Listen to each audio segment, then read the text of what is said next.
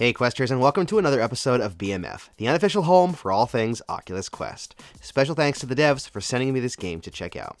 Today on BMF, I'm taking a look at Cave Digger on the Oculus Quest. Cave Digger was originally launched as a free VR mining game on PC VR in 2018, and since then has saw the release of the Riches DLC expansion, which added more content to the game.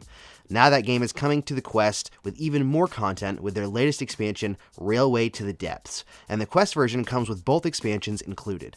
Is Cave Digger a buried treasure waiting to be found, or is it just fool's gold? Let's jack in and find out.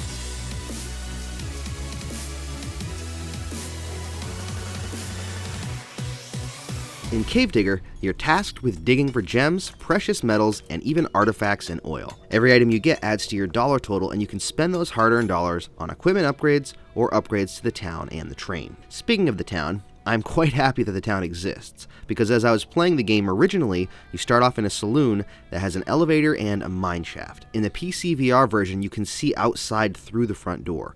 But I'm assuming because of optimization to make it work on the Quest, the door is covered with some kind of brown textured material. At first I wasn't sure if I could go out there or not, but if you walk out the door it'll load the exterior portion of the game, which I am very happy for because although the mineshaft gameplay is entertaining, it does get a little old after a while, and it was nice to head outside and explore a little. Since we're already talking about it, let's jump right into the gameplay. The basic premise of the game is to use different tools to mine for items. Whether you're using a pickaxe to break up rocks, a saw to cut out artifacts so they don't get damaged, or a drill to drill for oil, each tool does something different. You can even get a scanner that shows you what items are behind the rocks. Each item can be upgraded, and there are some other interesting items as well.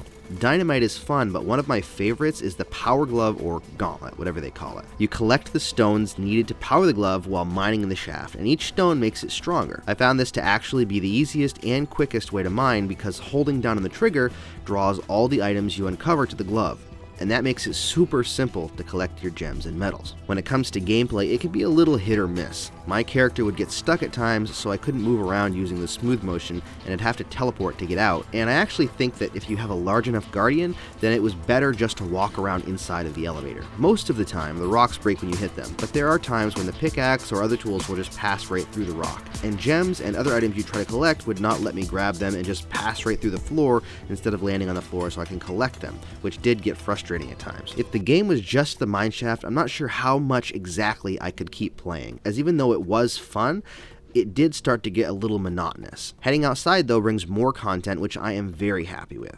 As you earn money, you can upgrade the buildings in the town and bring it back to its former glory, and you can also upgrade your train.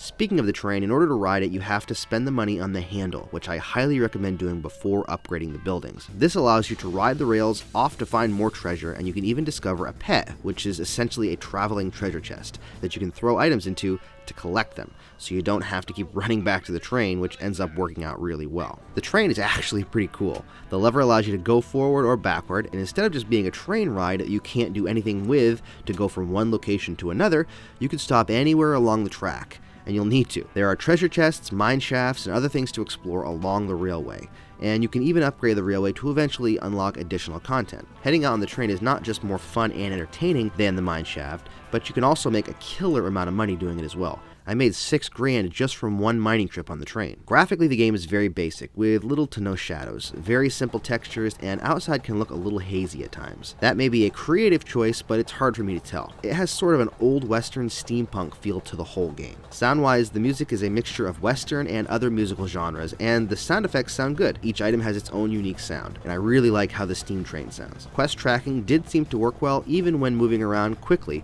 but as I mentioned, there are times when the tools just don't seem to connect with the target. Cave Digger is an interesting game because I really want to love it, and in many ways I do. The setting and concepts are both fun, I like the diversity of the tools, and I really like being able to explore with the train, and upgrading the town does give you something to continue to work towards.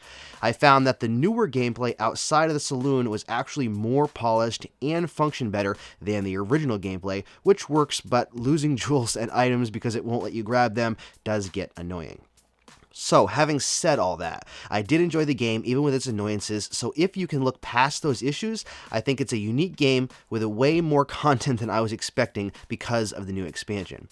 If using different tools to mine, earning money to upgrade the town, and riding the train to find more loot and new locations sound exciting to you, and you can forgive some glitching, then Cave Digger is a game you should check out. If you want to get the most out of your quest and the best bang for your buck, then subscribe to BMF for more quest-related content and hit that bell icon. Plus, if you're looking for more quest games, you can check out my other reviews here.